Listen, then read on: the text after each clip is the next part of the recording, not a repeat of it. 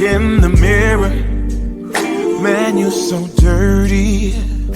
Yeah, you look so dirty. You were never worthy. Lately, it's you. Welcome to the Jeremy Hill Show. If you're easily triggered, leave now because this is not the show for you.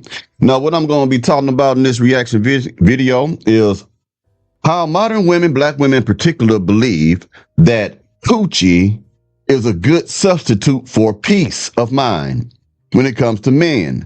They prefer or they like to believe that men would rather have Kewchii over peace in their lives.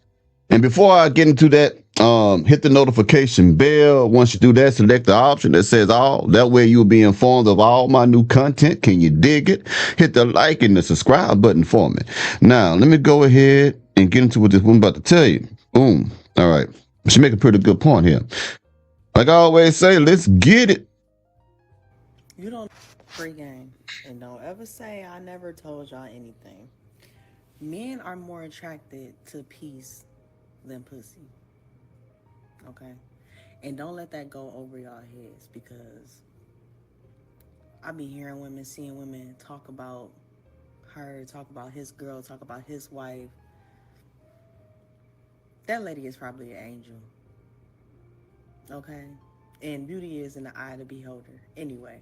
But you don't know what type of energy, peace, vibes, happiness, just being a good soul, being a good person. You don't know what this person brings, what type of value she brings. Y'all so focused on the image, the outside, the exterior. Yeah, baby, she's 100% correct. Women are more focused upon the image. This is why women are consistently or constantly comparing their relationships to other people's relationships on social media. They don't care if that relationship is filled with peace, joy, love, and affection. All they want to do is look as if they have the best relationship, dressed in the Louis, the whatever, the Fendi and all the other crap. Like, they don't care about that. Now, that what she said a while ago was that men care more about peace than they do Kewchii. And I agree. Some of y'all don't understand that. There's nothing like some good old vajayjay. We all like that as heterosexual men. We like that stuff. But there are a whole lot of pretty Kewchiis out there that are attached to wicked women, to women who will stress you out, women who will torment the hell out you and stuff. Even though the Kewchii good, even though it look good, smell fresh, well manicured, whatever, we will gladly jump past that and get on another woman Kewchii who may not be as fine as she is, who may not be as, have that fair complexion, whatever, skin all soft, but she's good enough for us, she's pretty enough for us, and she brings peace to the peace that I already have for myself. She is pleasant. She is easy to get along with. Okay? Men don't like sleeping with hell raisers. They really don't. Even if they Kewchii with, they try to get away from that some type of way eventually in life. So no, your Kewchii is not a substitute for peace, ladies. Okay? Because all y'all talk about is your Kewchii.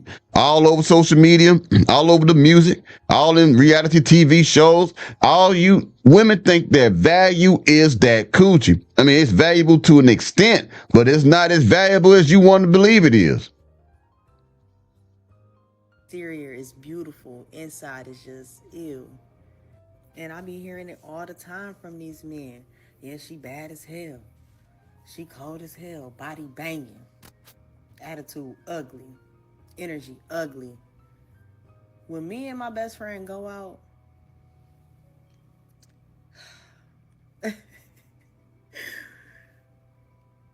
it's hard to explain, because the looks that we get from other women, like last night when I went out, I got looked up and down a lot last night. I got the ugliest stares last night. This man in my face, she looking at me. Why he talking to me? Because you looking stank. I'm over here laughing, giggling, having a great time, a great ball. He's attracted. In other words, she had what is called a welcoming or inviting presence about herself, to where a man felt that he could speak to her. A lot of women today make you feel as if you can't speak to them because, like she said, they look stank. They look at you with a mean mug. They look, don't you better not come. He better not talk to me. That ugly motherfucker. Shit like that. But at the same time, they be wanting you to come over there. They be wanting men to come over there and stuff like that. This woman had more of a feminine aura about herself that was attracting men to her. So she had a hater who was a mustard back heifer that had a stank attitude and probably was carrying herself as if she was unapproachable. You see this all the time in the dating scene. Attracted to that energy. He wants some of this. Okay?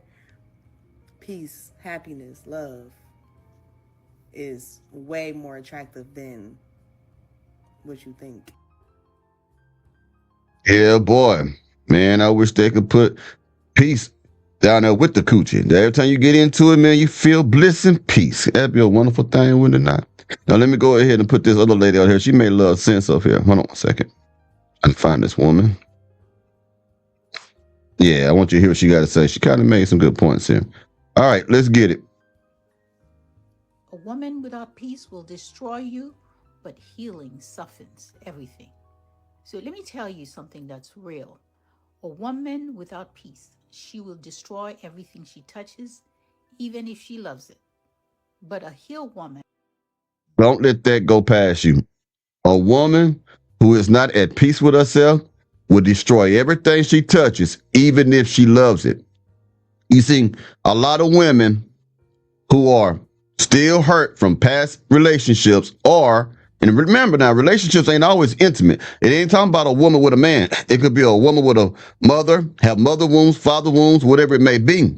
A woman who has been hurt or traumatized in the past tend to bring that damage along with them into other relationships, and it manifests itself as chaos, insecurities, and jealousies, and also disrespect, passive aggressiveness, don't want to listen, stuff like that.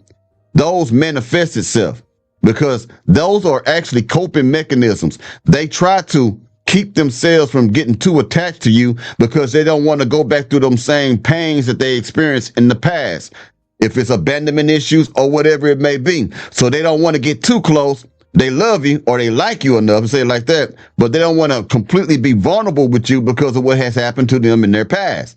You get what I'm saying? So because she doesn't have peace within herself, she will self-sabotage that relationship with you. Even if the woman she has is a great, excellent man, a great man, she will self-sabotage that because she feels deep down that she doesn't deserve it, or she feels that she is not equipped to be able to handle a good relationship. She always feels that it's good, but she always knows all good things come to an end, and she just don't want to be the one looking silly at the end. So she rather push you away as much as she can while still try to hang on to you, so that when you walk away because of her behavior, she can say, "See, I told you men ain't shit. I knew this."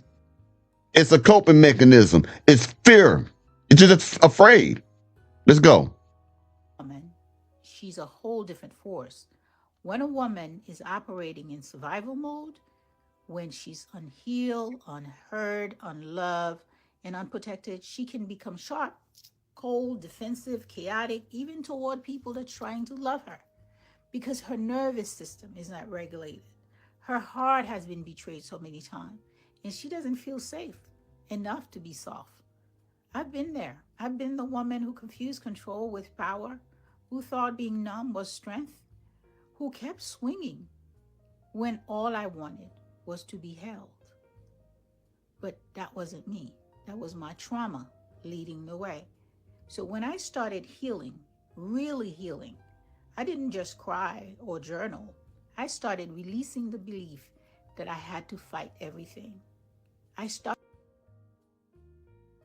Women who are chaotic, who don't have peace within themselves, really believe that they have to fight everything. This is why when you talk to a woman, she's always defensive. Even if you're making a point, that anytime you give her any type of criticism, negative, positive, or constructive, if you point out any of her faults or point out any of her behaviors that is causing conflict in a relationship, once you point out anything that she does that is bothering you or troubling you, she automatically goes into defense mode. She becomes defensive because when you point out someone else's faults and they know it to be true, it's a hard thing. It's a hard pill for them to swallow because it's like holding up a mirror in front of their faces and showing them this is how you're being a piece of shit. This is how you being controlling. This is how you being domineering. This is how you being disrespectful. This is how you treating me. When you see that, when that person sees that, it does something to them mentally because nobody wants to see themselves in that light. Nobody wants to see themselves as a person's source of pain. Nobody wants to see themselves as someone who is just not adding up or can hit that mark or whatever like that. So it's painful. It's a blow to the ego. Okay. They would rather live in delusion and rather blame you for everything that's happening because you could tell a person something that they're doing and they still be like, okay, this may be true, but the only reason why I was acting like that is because of what he did or said or even how he looked at me. Yeah, that may be true, but if that person didn't do this or do that right here, I would not be acting like this. They will not take accountability for what they're doing. And because of that, there's no repentance, which means repentance is basically acknowledging you're wrong, understanding that you made a mistake, and then that acknowledgement is followed by behaviors that are opposite of what you did, which means you change your ways, you go a different direction, you do a 180. Okay. But if there's no accountability, there's no repentance. If there's no repentance, there's no change. Okay. So that means that it just get worse and worse and worse. She'll never shut the fuck up. She'll keep doing the same thing she's doing until one of you get tired of that relationship and y'all end it, or you end it, or she end it. It's usually going to be you. Unless she monkey branch to another dude who don't know her character yet, and he finds out about it, then he leave her. So she may leave you first. It's crazy out here, man. Let's keep going. Started resting in my feminine energy, in my softness, my intuition, and my flow. Healing them make me weaker. It made me wiser. It didn't make me passive. It made me peaceful. And from that peace, I became powerful again without having to bleed for it. Now, here's my challenge for you. Yeah, she's going to tell everybody to do the same thing she did. That was a challenge. I don't want to hear that shit. But you understand what I was talking about, man. Y'all let me know what y'all think about this. Hit the like button, subscribe button. I notice y'all watching. YouTube analytics tell me that. Since you're watching so hard, it might be the haters. I don't know, y'all. But if you're going to be watching the channel and you don't like me, at least throw a like button out there. Just hit the like button. Even though you don't like me, say, I can't stand Mr. Hill, but I can't turn away from him because he's too damn raw. And then you just hit the like button. Just for that. Just hit it for that, because even if you don't like me, hit the like button. Well, anyway, for everybody else, hit that notification bell. Once you do that, select the option that says all so that you can be informed of all my new content. Can you dig it, baby? Mustard back helpful. Let me hear you say I can dig it. I can dig it. All right. Now, don't let up Mustard back helpful dig it more than you. All right, man. Hey, y'all take it easy now, you hear?